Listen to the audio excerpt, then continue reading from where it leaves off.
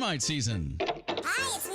And bugs fear the blue trucks from Essential Pest Control. Go blue at Essential Pest Control. We'll eliminate those bugs, bees, and termites. And stop paying too much to that national provider. Buy local for great service and affordable rates. Call Essential Pest Control because termites fear the blue. Run for your life. Call for the blue trucks from Essential Pest Control. 886-3029. That's 886-3029. Or check online at essentialpest.com.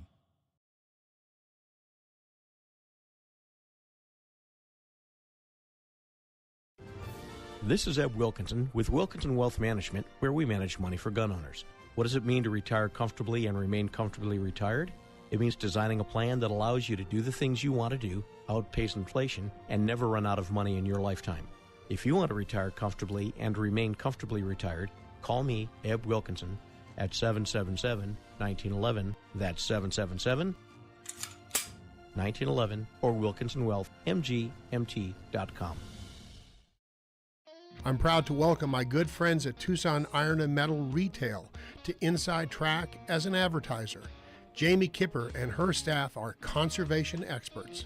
They sell round and square steel tubing, metal plate and roofing materials, as well as new and used steel, aluminum, and stainless steel to ranchers, artists, interior designers, roofers, as well as you do-it-yourselfers out there.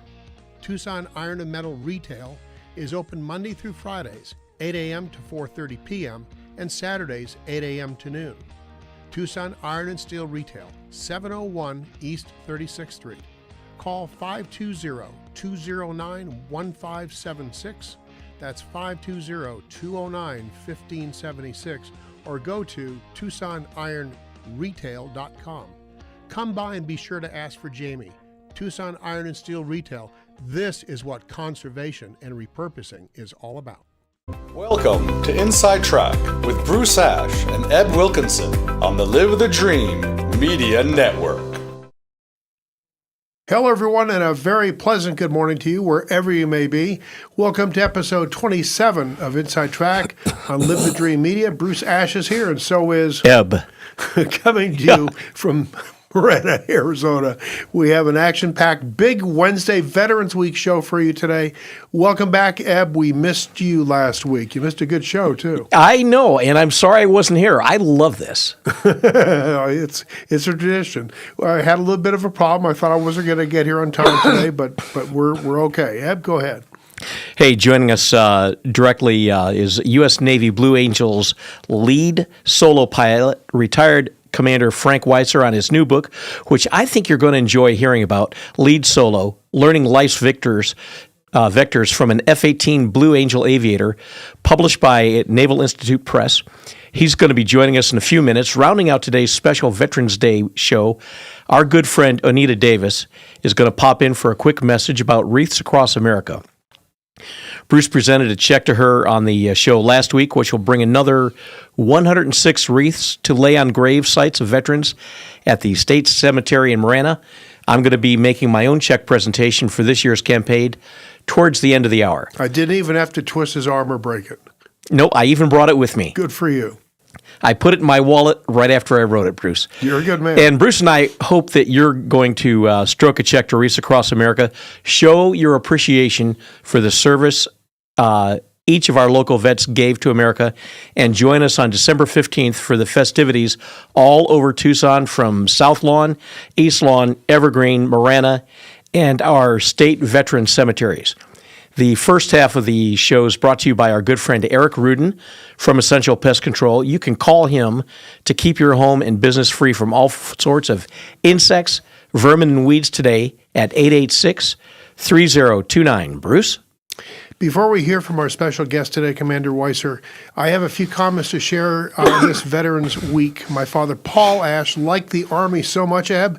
He served our country twice, first as an underage volunteer from 1945 to 1947, and again as a commissioned officer in the Army Reserves from 1952 until 1959, achieving the rank of captain. Today would have been my dad's 95th birthday. Wow. So happy birthday in heaven, Dad. And a shout out to my grandnephew, Lucas Hungate, who served honorably. He was a bit honorary. As a U.S. Marine who recently left service, he is a proud Marine veteran, as is my co-host, Eb Wilkinson. Hoorah. Eb was a Marine aviator. Eb, thank you for your service. America was kept free from conflict because of your service. Absolutely. Can you take? I want you to take a couple minutes before we hear from Frank. Share the military history of your family because it is quite remarkable. Okay, so I put this out in a letter the other day for Veterans Day. I served in the Marine Corps. I was ROTC 77 to 81, Marine Corps from 81 to 86. I started off in artillery, ended up as forward air control on an OV-10 Bronco, highly subsonic, slightly maneuverable. It was great. But during that time, literally nothing was going on. I tried to get to Grenada. That lasted 104 hours. Yes. I've been on hold with the DMV longer than, trying to get through Grenada. My brother was a Marine aviator. He was a BN, bombardier navigator on an A6 Intruder. Interesting.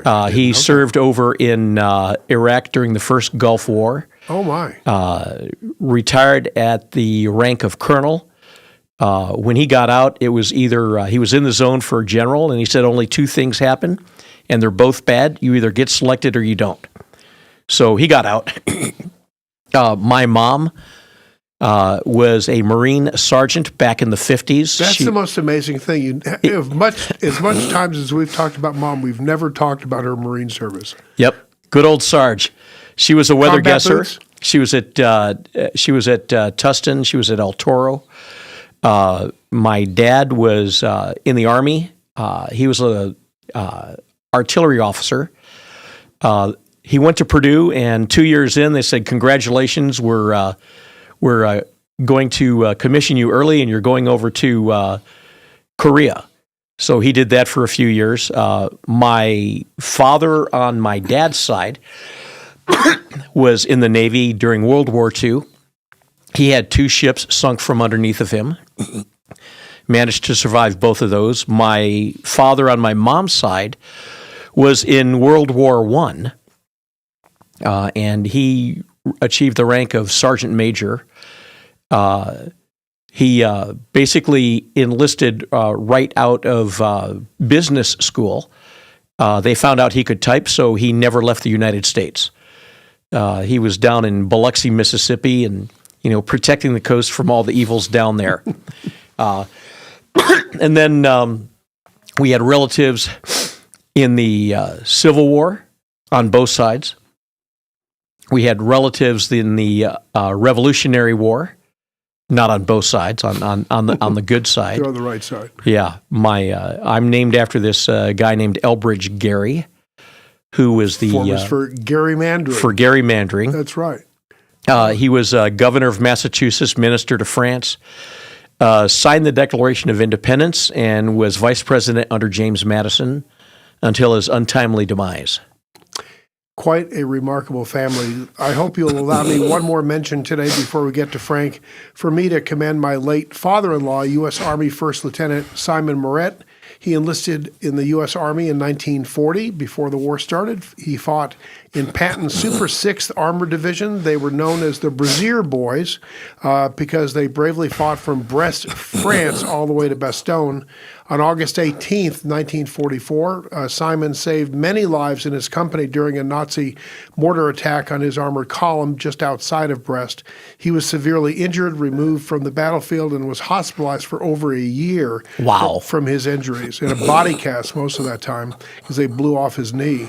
And later he became a respected engineer at Hughes Aircraft, helping build the TOW and Sidewinder missiles. He received a Bronze Star for his service in the Second World War and was medally discharged. Eb, talk about our special guest Our today. special guest today is distinguished veteran as well, U.S. Navy Commander Frank Weisser, call sign Walleye. He is a two-time Blue Angels pilot who deployed in combat 3 separate times, including Afghanistan and Iraq. He's accumulated more than 5,000 flight hours in military jets, nearly 500 carrier-assisted landings. He earned a master's degree in systems analysis from the Navy Postgraduate School in 2009. His decorations included the multiple meritorious service medals, strike flight air medals, various personal and unit awards. Because of his experience flying both extreme low altitude and inverted for Top Gun, Maverick, he was in the front seat as a pilot for the film's most complex and memorable air combat scenes. Commander Weisser has a new book, Lead Solo, Learning Life's Vectors from an F-18 Blue Angel Aviator. Welcome to Inside Track. There we go. Frank's here. Frank, how are you? Doing great. Appreciate you guys having me. Great. How did you, before we cued you in, you were talking about, we were talking about our military service, or mine and Bruce's parents. How did you decide to become a midshipman at the Naval Academy? And tell us about your first life vector, becoming a naval aviator, flying 4th generation high performance aircraft. Well, I actually, unlike you, I don't know that I've ever heard of military history quite like your family's. Our family had almost no military time. My mother's brother was career Army and a colonel, and so I got a lot of inspiration from him. And we were close. I grew up in Sandy Springs in the Atlanta area. He was at Fort McPherson down in city of Atlanta. But my desire to go to the Naval Academy is predicated off wanting to be a Navy SEAL, and I'd wanted to be a SEAL since I was a young man. And so part of my book talks, I have an entire chapter on failure, but essentially I started my career in failure in aviation. I failed into flying and then went downhill from there actually pretty fast. And so I look at that as one of my life vectors is how do you spend your entire young life working towards one specific goal and then find yourself in a position where you failed and have to make your way forward with, and at that point from age 12 to 22, one deliberate goal. And when you fly airplanes for the military, the training is such, and your brother knows this, that it's 2 years of training followed by at least 8 years of required service. So there's no way to transfer over to the SEAL teams. Yeah, so I was on OV-10 Broncos, as we talked about earlier, VMO2 out there at Camp Pendleton. I call it highly subsonic, slightly maneuverable. We were slow. I think our cruise speed was slightly lower than your stall speed. Just kidding, but not by much. So you spent your time down in Pensacola? I did. I love that description of it. And I was texting back and forth with someone who had read my book and sent a note, and they flew a PT-19 Fairchild. But the truth about aviation, and you know this, is no matter what you're in, it's amazing. And one of my very favorite pictures is of my Blue Angel number 5 jet, an F-18 Charlie, next to a J3 Cub. And a J3 Cub, if you're familiar with that airplane, has something about a 60 or 65 horsepower motor. You generally have to put your foot on the main tire and crank it by your own hand, and then you have to hop in before it leaves because it's on its own. And those two airplanes right next to each other, to me, it's the epitome of aviation because they're both. It's hard to determine which one's more fun to fly. And so for sure, yeah, Pensacola is where I started. I hadn't flown anything before then. My very first flight, as I said, I hadn't even intended to be a Navy pilot, but it was within probably 5 minutes of being airborne that I thought to myself, holy mackerel, this is the coolest thing I've ever done. And what an incredible blessing to be able to serve in this way. And he missed Hell Week at Bud's. I got to avoid Hell Week, although a lot of my close friends did go and have led incredible lives as Navy SEAls. So, so right. Do you have your mug at Mulligan's? Yeah, for sure. And we have you spend a lot of money on mugs while you're in the in naval aviation. I have a ton. Interestingly, lesser known fact about Top Gun Maverick: when you see the scene in the bar, the bar that was used for that movie was a beach bar built at Naval Air Station North Island. They built it. I'm sure the base would have loved to have kept it standing forever, but it wasn't built to code because it's Hollywood. They come in and build it fast. But if you look in the kind of background or up above, there are hundreds, if not thousands, of mugs and airplane models that were all hand built for that movie. Very cool aspect of it. It's totally real. They didn't fake it. They didn't use AI. They have legitimate naval aviation mugs hanging everywhere. That's very cool. How did you come to write Lead Solo? Well, actually, A little bit reluctantly. I had given a speech at the Naval Academy to the midshipmen there, and the Naval Institute Press, which you mentioned, they are the publisher for this, was in attendance at the presentation, and they approached me afterwards and said, "Would you take that speech and turn it into a book? We think our midshipmen here and perhaps a wider audience would enjoy." And my intent in the presentation was to share my lessons I'd learned in the military and how they could apply to them and how they can maybe accelerate their own careers by appreciating certain things they might not otherwise. And so the challenge for me was, I did not want to be the next person on the long list of people who had written books about their experience and leveraged it. And it just felt like it was sort of me.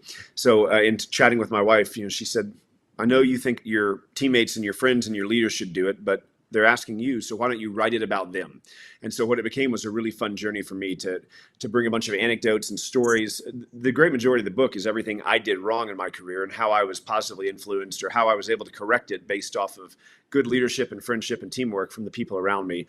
And it allowed me to celebrate the incredible men and women. So this, having served, that you join to serve for the cause and to serve your country, but you generally stay in and you certainly fight for the men and women next to you.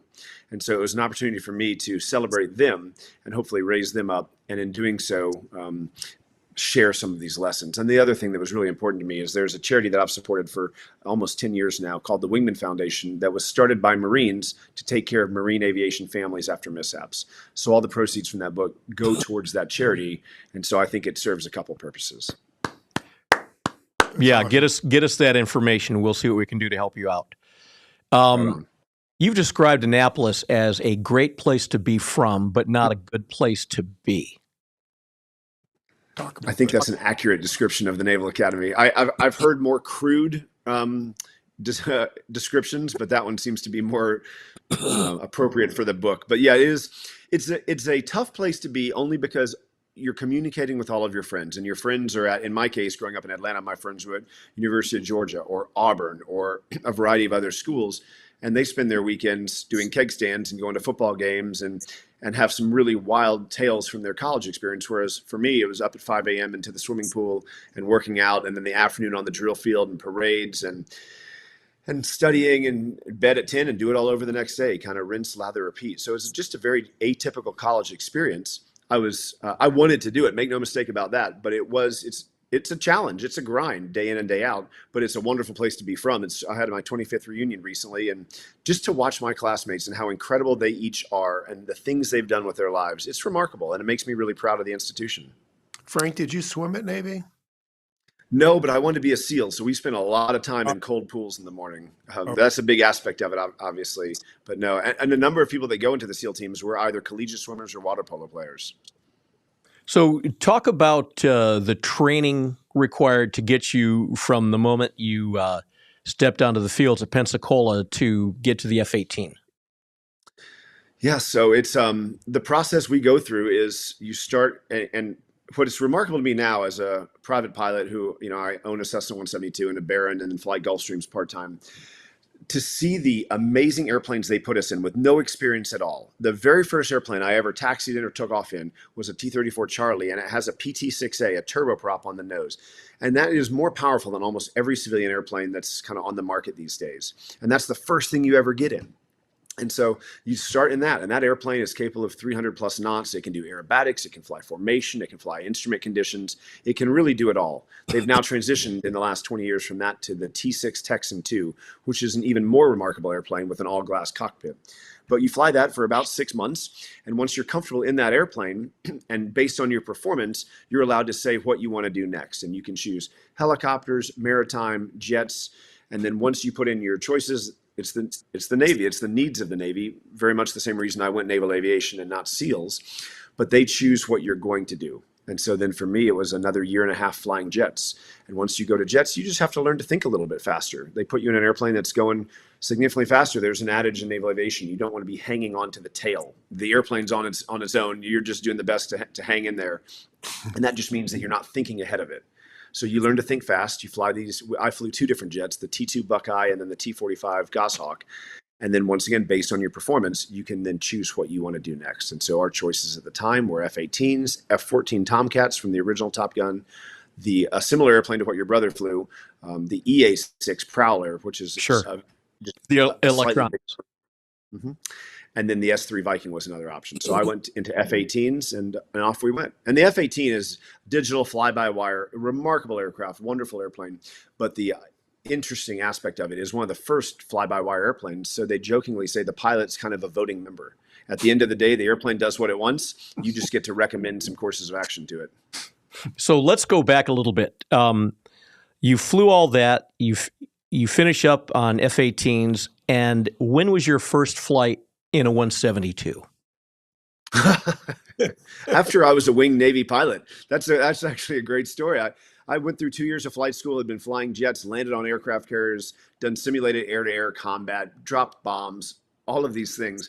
And then I went to the local FSDO, the Flight Standards District Office, and said, I'd like to be allowed to fly civilian airplanes and rent one at the local airport. And so you have to take a test, which is easy if you've been a full-time flight student for 2 years. And they kind of gave me all my ratings all at once. You get private pilot, multi-engine, commercial, instrument, you've flown nothing other than these military airplanes. So I went down to our local airport at Key Field in Meridian, Mississippi, asked if I could rent a 152, and they said, well, you got to get checked out. I said, okay, what does that entail? I'm thinking a week of ground school at least, maybe a month of ground school. That's what we normally do.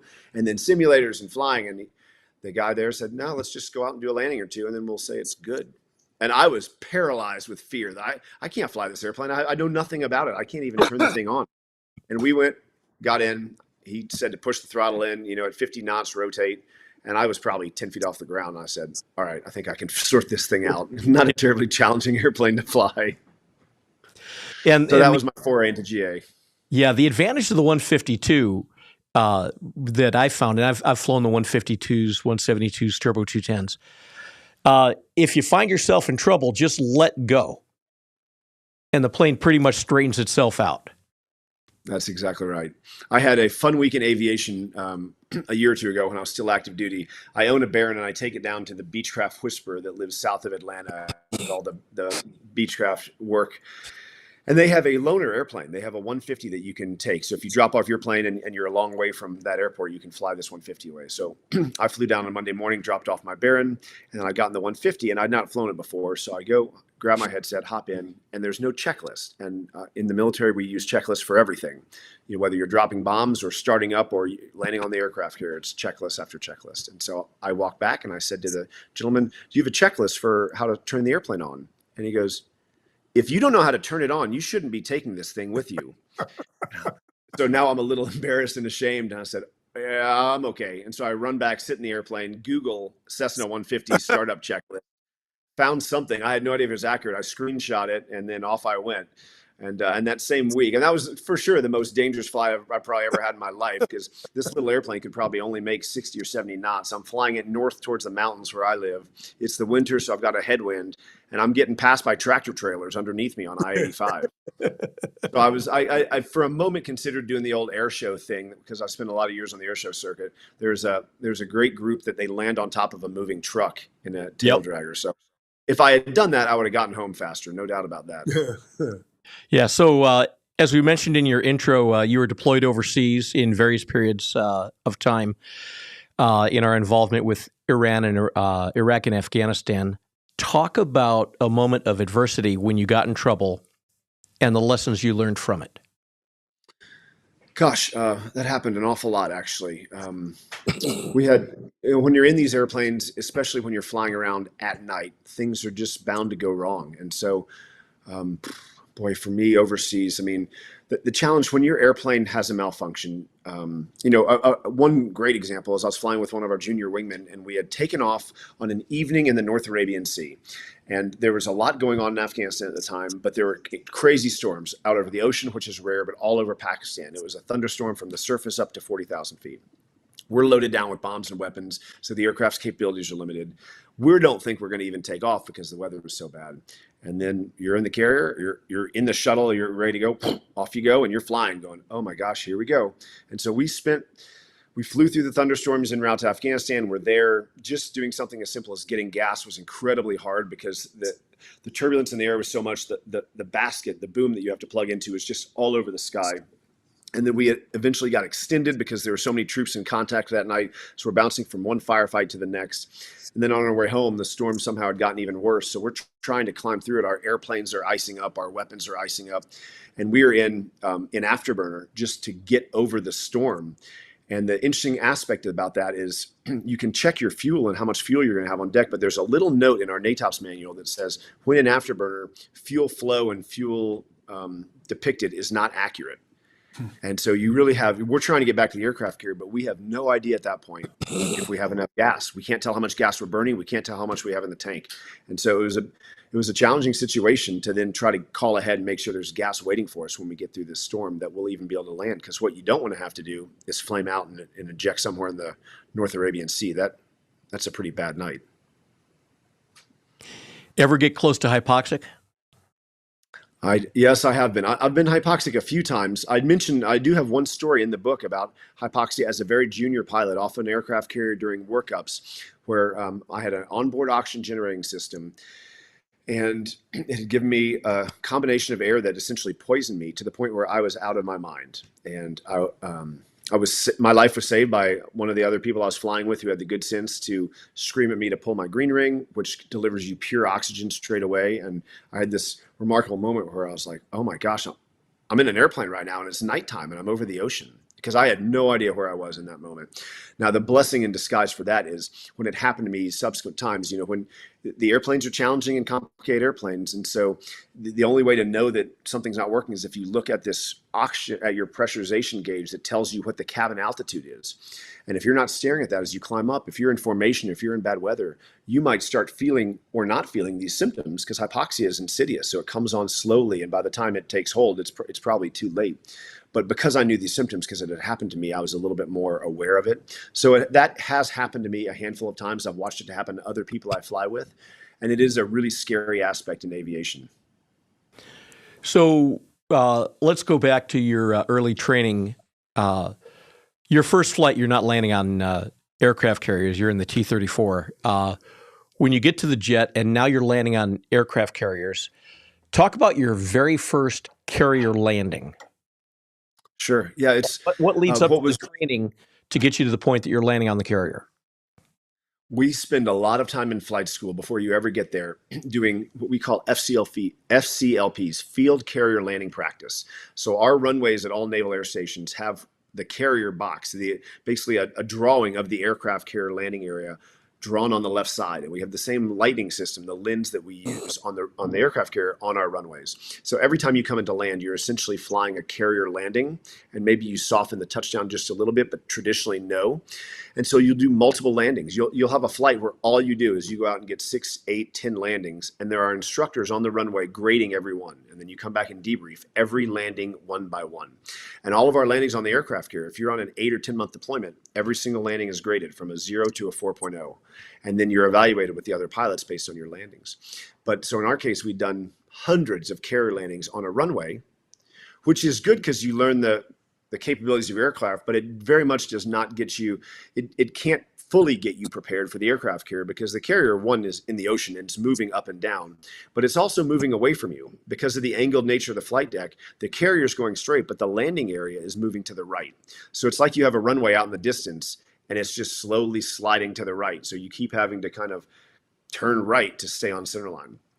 And in my case, the only thing that was perhaps unique was when I saw that aircraft carrier 15 seconds before I landed, it was the first time I'd ever seen an aircraft carrier before. And 15 seconds later, you're on board and you're preparing to spend the rest of your life there. So in that moment, it was a pretty exciting time to be on the deck of an aircraft carrier. Did you catch the 3-wire? I'm sure on the first one I did not. I have no memory of that. You're on what we call stem power, but yes, to your point, there used to be 4 wires, and they would target between the second and the third if you're on the proper glide slope. So a perfect landing would be into the 3-wire. Some of the newer aircraft carriers, I believe, only have 3, and so they target right on top of the second wire. But we can move the target around based off the conditions, based on which wire. Every 100 landings, a cable has to get pushed overboard. And so when they push one overboard, if another one hasn't been restrung, they target a different wire in that moment. It's interesting on the OV-10s, we actually were certified to land on helicopter carriers and take off of helicopter carriers. The difference is we didn't have arresting gear. It was, coming on in and just praying that everything works. Remarkable. There was I do believe there's a video that's still available online of a C-130 landing on a aircraft carrier as well, because they can, the wonderful thing about an aircraft carrier is it can give you as much wind as you need, and so if there's no wind, if it's a calm day and the carrier does 30 knots, well, you have a 30 knot headwind on touchdown. So if my airplane's doing 140, now it's only doing 110. And if you're an OV-10 or a J3 Cub, right, you can land at 30, 40 miles an hour, you can basically do a hover landing. Yeah, exactly. Bruce. So this wasn't part of the questions that we were scheduled to ask, but Frank, when you fly commercial, and I assume from time to time you do fly commercial, and they're basically two kinds of landings. I call them a Navy landing and an Air Force landing. When I happen to like Air Force landings a lot better than Navy landings, but do you ever say anything to the pilot as you're walking off the aircraft? Nice landing, Swabby, or nice landing, Airboy. I do not. I certainly don't. I wouldn't do. dare to do that. My understanding from all of my friends who do it for a living with any of the major carriers are that if it's a bad landing, you generally don't see them as you walk off the plane. They're either off the airplane or that door remains closed because they don't need to hear about it from everybody. Right. But I've certainly had my share of hard landings. There's no doubt about that. There's the old joke or adage that any landing you can walk away from is a good one. One other interesting fact about the F-18 is I had a landing one night. We had flown our Blue Angel team back from Baltimore after a show to Pensacola.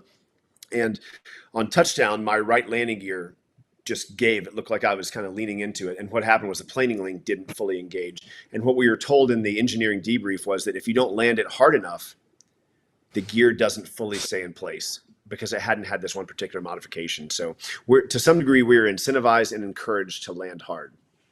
Well, there you go. So lead solo learning life's vectors from an FA-18 Blue Angels aviator. The book is bigger than flying than with Tom Cruise. It's about life lessons, I think, after reading it. Talk about what Ernest Hemingway said about trust that you had while flying in the Navy. You had to have over and over again trust in the men and women on the ship as well as your fellow flyers. Landing at night, a high performance jet, that carrier deck is rolling all around, and it's on a speck in the middle of some ocean someplace. What are the life lessons, the major life lesson you took from that? Well, you're exactly right. Aviation is inherently built on trust. It's a dangerous business. It's an unforgiving business. But before you ever take off, you have to trust your mechanics. And then once you're airborne, you have to trust the controllers that they're going to get you to where you're going and keep you safe from other aircraft. And then you're trusting the other aircrew you're flying with. And then on the aircraft carrier, it's increased even more because you're trusting the men and women on the flight deck and the landing signals officers and all of that. So that aspect of it is huge. But then, of course, in the Blue Angels, I call it high trust. One of our Blue Angel commanding officers used that term with us. And it's essentially high trust is you trusting your life, you putting it in the hands of someone else, and them trusting you with their life over and over and over again, dozens, hundreds of times during an air show. And we're crossing so close, we're flying so close. You have to trust the people you're flying with. And if you don't, the whole thing doesn't work. And so trust to me is a little bit like a muscle. You can strengthen it, you can build it by using it and by exercising it more and more. And it applies to leadership too, of course. You both know this from the people you've worked with and worked for. If as a leader, you're not willing to trust the people underneath you, you can't be a high functioning organization. You have to be able to empower them and to trust them. And it makes you vulnerable, certainly if your career is to some degree tied to them or hinged on them. But that aspect, and it's a wonderful blessing in the military that you're put in a position where you basically have to trust just to stay alive. And so it helps you strengthen this muscle. You, in a prior interview I heard, you described trust as the engine of a high-performing team. I never quite heard it put that way before. I think that's an amazing description of what trust is all about, isn't it? Yeah, I didn't take that from anyone. That thought kind of occurred to me as I was putting my thoughts on paper for the book, but I do believe it to be true. And, if I speak to organizations or individuals who are trying to, it could be a company that says, we're a great company, but we need that X factor. We want to take it to the next level. Did you learn anything during your time with the Blue Angels or serving in the Navy that you think might apply to us? And that's one of the very first things I say is, it's squishy to say you just need to trust more. How do you trust more? But if you can go to the people that work for you and say, I'm going to empower you, I'm going to give you something that I normally would make me uncomfortable to do because too much hinges on it. But right. I'm going to put this trust in you. And if you fail me, so be it. Maybe we don't do this again. But what I hope is that you impress me and now you've been empowered and I trust you more and we can move forward in a more meaningful way in our business. That really matters, I think. And then another aspect that's so closely tied to this is about failure. And I wrote a whole chapter about my failures, but I really believe that as leaders, if we can challenge our individuals, our employees, our coworkers to push themselves and push their job to the point of failing and then not penalize them for that, but reward them for it, I think that's where you find that elevated level of performance. Frank, I'm going to turn you back over to Eb in just a second. I think you mentioned before that you have children. With what you've learned inside and outside an FA-18, would you encourage them to pursue naval aviation or military service? That's such a great question. I struggle with that every day. My oldest child is now a senior and wants to be a painter. And so as a fighter pilot father, to have a daughter who wants to be a painter, you're in that unique position of wanting to encourage them to follow their dreams, but also to find a job that's practical. I would say that I actually do in this day and age where you're trying to protect your kids from jobs that can be taken over by AI. I think anyone that does something with their hands will always have value. Anything that's creative will have value. So I am encouraging that. However, I've also bought a Cessna 172 because I want them to be empowered to fly and understand. I said, I don't care what you do. I want you to solo. I want you to be able to say for the rest of your life that you've taken off and landed in an airplane with no assistance. And my daughter has already, just in a few months, loves it to such a degree that she said she thinks of almost only this during the days now. And I said, well, it must be genetic then, because it's my life too as a pilot. It's all I want to do. There's almost nothing I would rather be doing than flying. For my son, that's another vector. It's another vector. You're exactly right.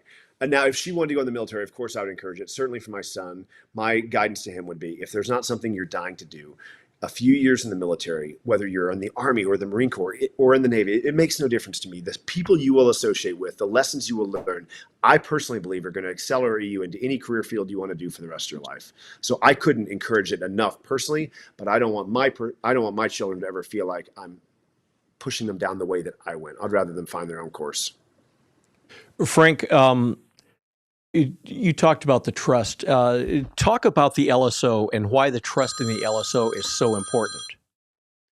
Well, so the landing signals officers that are on board this aircraft carrier are hand-selected in the squadrons as the ones who they think not just can be trusted, but can offer the most constructive criticism in the debrief. And this is such a critical aspect of this. When you're being evaluated on your performance, if the person doing the evaluation doesn't have credibility, it's no good. You're not going to listen to it. So we choose these landing signals officers because they have credibility, because they know they can land their airplane safely as well. But then they stand on the back of the aircraft carrier and they evaluate everything you do, your speed, your descent, your lineup. And these things are so critical to the safety of flying that they develop a calibration. We call it, they have an eyeball calibration. And you can look out there and know that the aircraft's high or low because you've seen so many hundreds or thousands of landings. You can see deviations.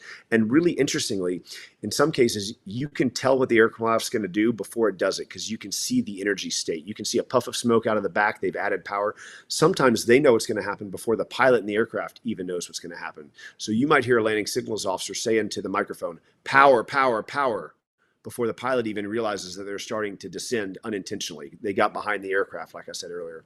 So that job is absolutely critical. And then the other aspect is not just getting them aboard safely, but debriefing them to a degree that you're learning on every landing.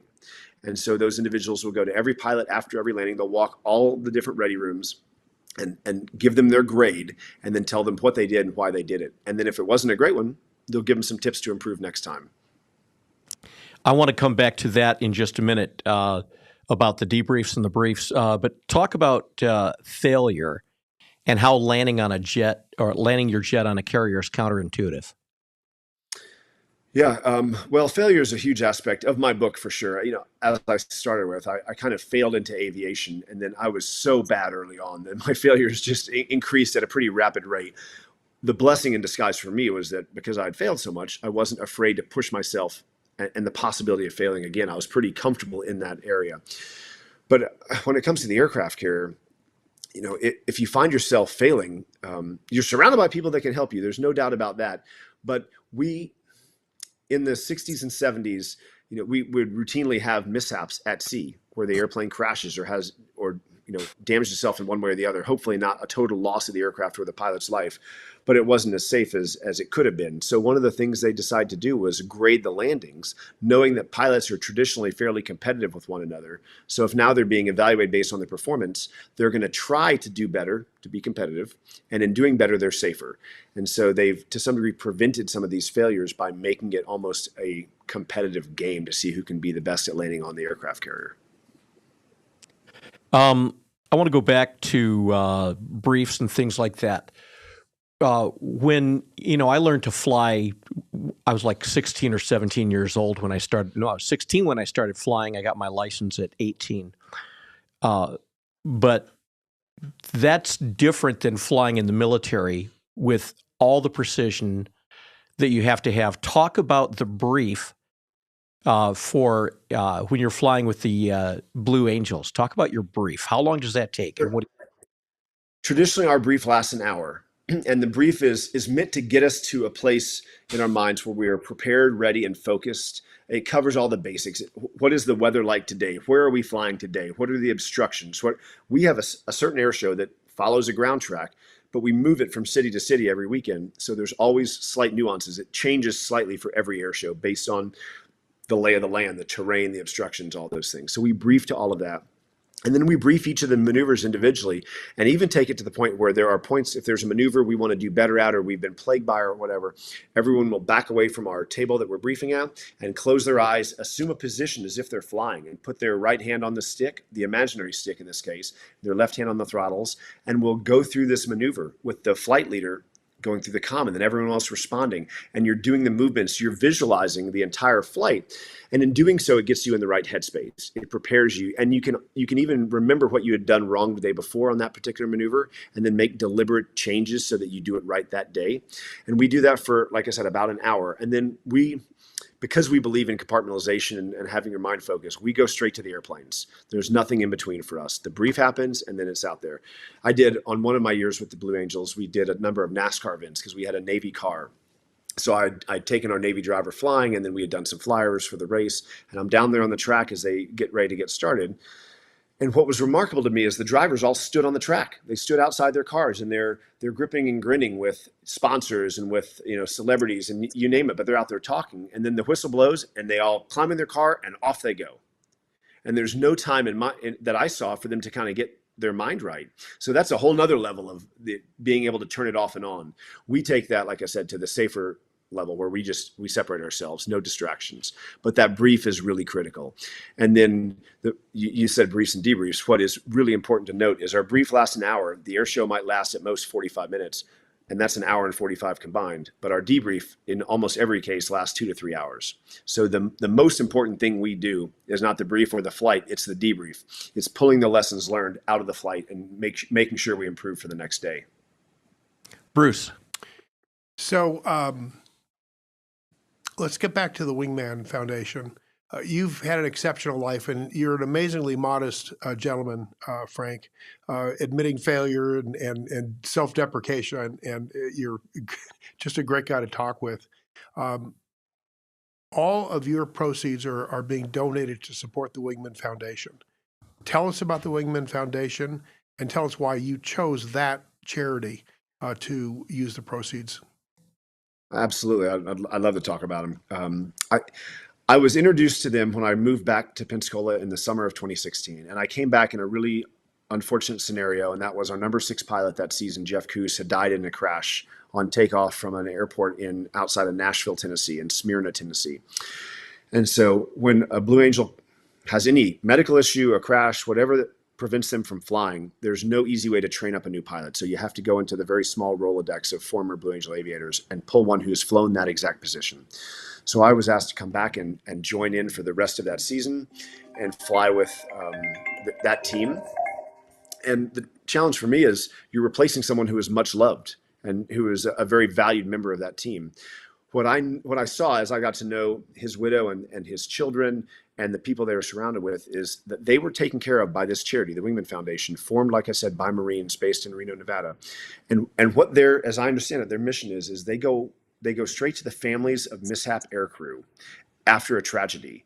And they jump in and say, you have an incredible amount of things to concern yourself with right now, but what you don't need to worry about is money in the short term. You don't need to worry about what your kids are going to do for college. We're taking care of that in the near term. If it was a case where it's a Marine sergeant on a helicopter that crashes, and perhaps they're not married, but they have a child, and that woman is not legally the wife, but still wants to go see the casket brought back to the U.S., well, then they take care of that cost, because in that case, the government might not, but she deserves to be there for sure.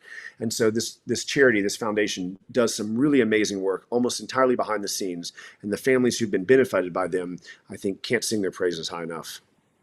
What a great cause.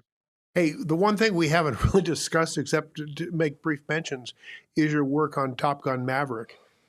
So I've probably watched Top Gun, I don't know, 30 times, maybe more. My now 41-year-old kid used to walk around like this, salute, and when he was a little kid.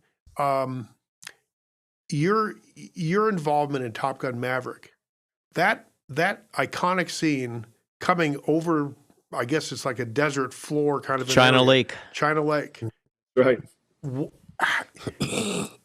What did the director do? It was hard to find him, right?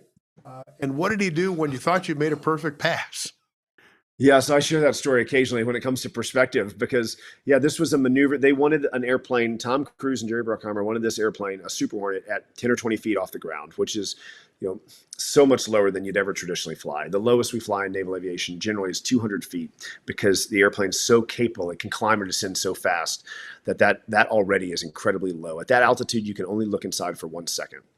And so they won the airplane really low for this one particular scene you mentioned. And so the 3-star that owns all of naval aviation, all of the airplanes, all the personnel, was doing phone debriefs before and after each of the sorties to ensure that we had handled the mitigation appropriately. And so I ingressed from about 10 miles away because they wanted to see just a dot in the distance. You could barely see that there was just not even an airplane, just a dot. Right. And then in a matter of just a few seconds, because if you're doing 600 knots, you're covering that ground really fast. You're doing a mile in just every couple seconds. And so in just a few seconds, this dot turns into a cloud of dust that turns into a Super Hornet overhead the camera. And so I lined up to do it. But you can imagine, from 10 miles away, I had a rough idea where the entire production crew was set. But 60,000 feet away, if I'm only at 10 or 20 feet, you can't see a human being. You can't see them if they have a camera. You couldn't see a billboard raised up. So I point in the direction that I believed they were, knowing that in that area, there's no ground gouge. There's no features that funnel you into where you want to go. And I flew basically directly overhead them. And in that moment, I was so proud of myself that I hadn't screwed that up and embarrassed myself. And the director came through our liaison on the radio and said, my call sign's Walleye. I said, Walleye, that was super. Next time, come 1 foot to the right. And in that moment, I thought, wow, we are so distant from each other because I was happy to find you. And in your mind, I need to fill that camera lens up perfectly. And so you need me just a smidge to the right.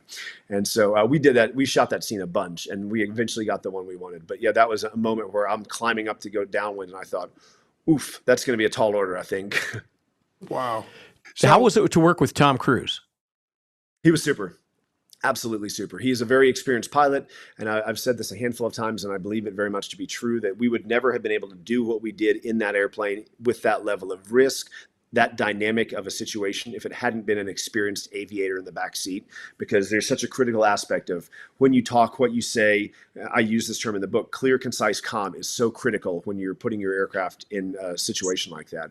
And so he's aggressive, he's in terrific shape, and he wanted this movie to be tremendous. So I think having him in the back for those scenes made it happen, truly.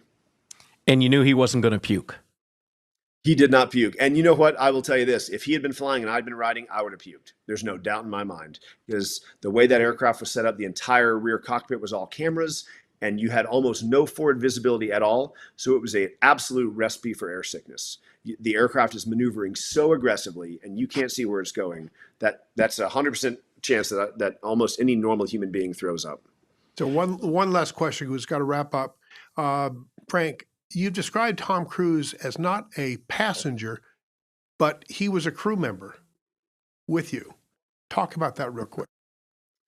Yeah, that we use this in the Blue Angels. We can occasionally take people flying in the back seat, and generally they're F-18 pilots, but never during an air show because the elevated level of risk for that air show.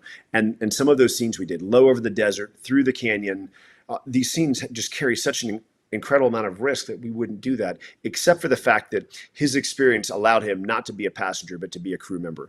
And we have this thing in aviation. If you're in a two-seat airplane, whether it's a Tomcat or a Super Hornet, or even for me these days flying in a Gulfstream, we put two people in there because two should be better than one. But if you have the wrong mixture of people, 1 + 1 can not only not be two, but it can be less than one. They distract each other. They don't have the right chemistry, the right mix. It doesn't work.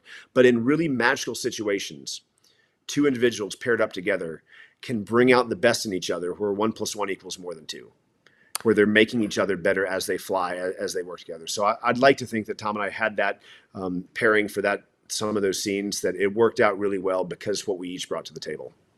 U.S. Navy retired Commander Frank Weisser, his book, Lead Solo, Learning Life's Vectors from an FA-18 Blue Angel Aviator, Naval Institute Press. Get the book. It's here someplace. Go towards your face. Go towards my face. Anyway, get the book. It's a great one. I read it, and all the proceeds go to Wingman Foundation. Best of luck to you, sir, and thanks so much for joining us today. When we return from the break, Onita Davis is talking with us about Reese Across America. No channel flipping. We'll be right back. Welcome. It's termite season. Hi, it's me. And bugs fear the blue trucks from Essential Pest Control. Go blue at Essential Pest Control. We'll eliminate those bugs, bees, and termites. And stop paying too much to that national provider. Buy local for great service and affordable rates. Call Essential Pest Control because termites fear the blue. Run for your life. Call for the blue trucks from Essential Pest Control. 886-3029. That's 886-3029. Or check online at essentialpest.com.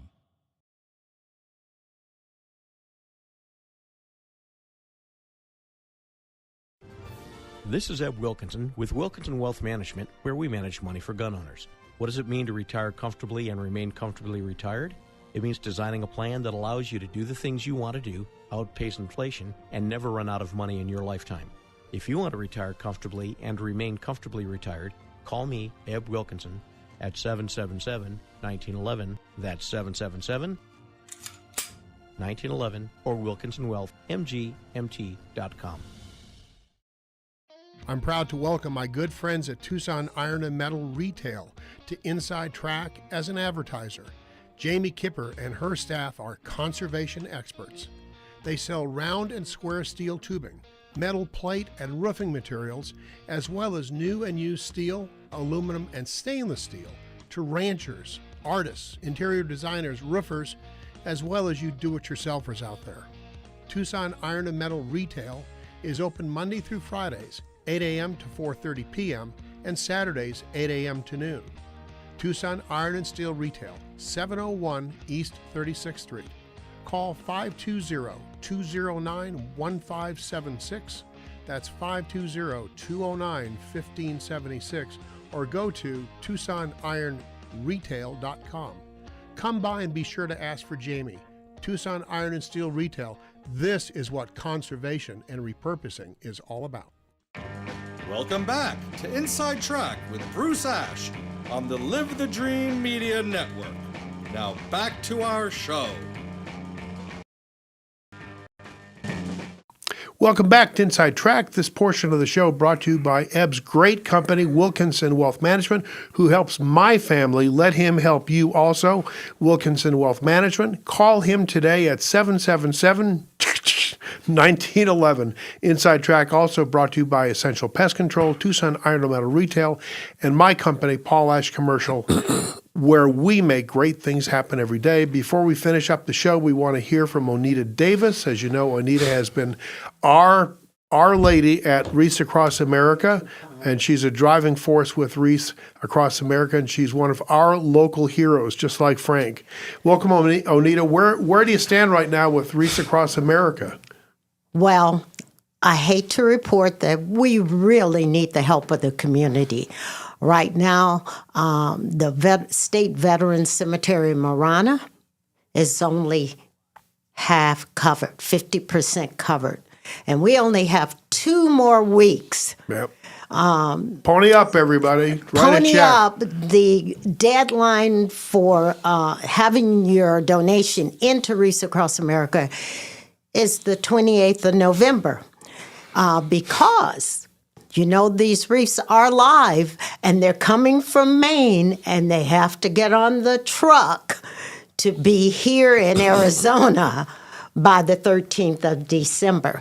So we're asking everyone, if you are sort of sitting on the fence, you haven't made up your mind, you haven't put a stamp on the envelope, you haven't gone online to use your credit card, please do so. We really, up until now, we've never failed to cover all of our graves out there. And we know that cemetery is growing so rapidly. But we really need your help to meet our goal of 3,800 wreaths just for Marana. I understand the other cemeteries here in Tucson are also suffering. I'm not quite sure why this year we're having such a tough time, other than the fact that I know things are tight. I know we all wish things were better. But it is what it is, and we can do this, Tucson. We have a phenomenal record for showing respect for our veterans, and I'm just counting on everyone. I don't care whether it's a whole reef or part of a reef, or how about 100 of them. Whatever you can do, we would sincerely appreciate it. Well, Eb has something that he wants to share with you. Eb So- is such a good guy. Bruce called up, said he gave you a check. He did. I said, how much did you give him?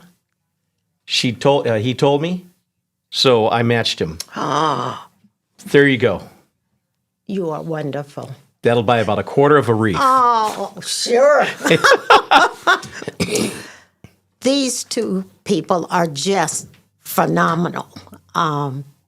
Over 100 reefs. So come on, everybody. Look. This is something. It's part of the family. You know, Frank Yes. talked about it during his time with us. There is a military family, and it's greater than just the men and women who served. Yes. It's all the people and their families, but for all Americans who were free today because of their service. Eb, your service. Absolutely. Your husband's service as well. Yes. I think you mentioned to me you weren't yourself in the service. No, but he's a Vietnam vet, Navy. Right. Right. So, you know, we're all part of this greater family Yes. of Americans who has been protected by these men and women ever since our coming as a country. It really saddens me when I see or hear of people who really don't understand or respect the military. I'm thinking about what happened at the football game.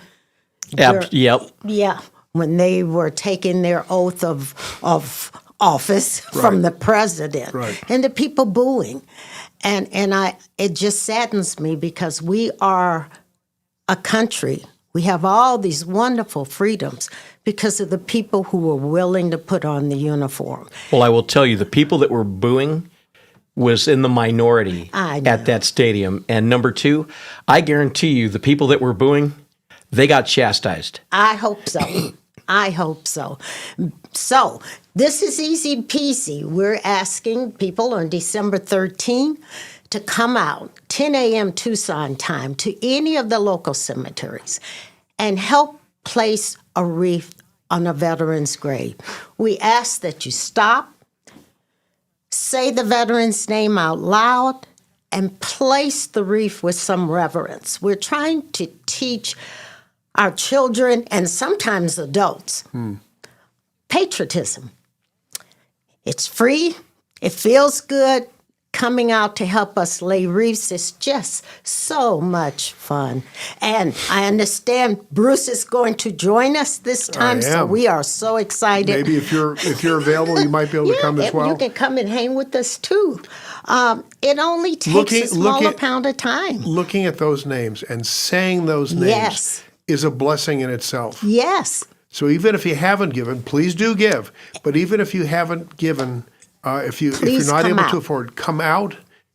Believe me, it's well worth your time and a little bit of gasoline that you spent getting there. But to say those names is to not forget a veteran who served our country, and it's so important because in other countries, their populations don't do that with their veterans. It's the important fact that you just mentioned. It is not necessary that you have made a donation to come out and help us lay reefs. We love to see young people. So bring your kids, bring your neighbors' kids. Just let them come out and see what America is really about. Well, we're out of time today. We need to run, and all of our Inside Track podcasts are available on Live the Dream Media's Facebook live page, YouTube, Apple, X, and I think even now TikTok, believe it or not. Yes. Thanks for joining us today on Inside Track. Until next Wednesday when we have another great show planned. Evan, I have no idea what it's going to be right now. But it's going to be great. It's going to be awesome. Until then, this is Bruce Ash. And Eb Wilkinson. We'll see you again in 100.